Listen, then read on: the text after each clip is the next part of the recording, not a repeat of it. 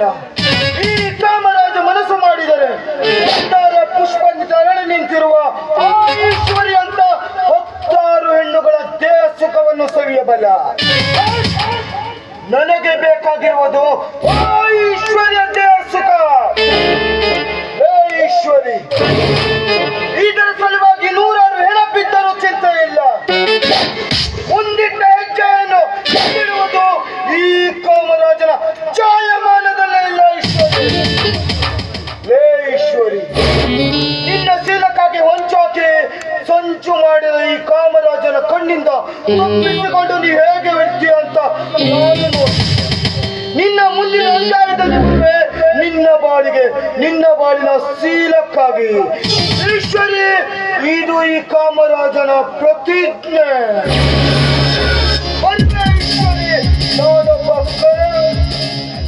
ಕರುಣೆ ಇಲ್ಲದ ಕರುಣಾಯಕನಾಗಿ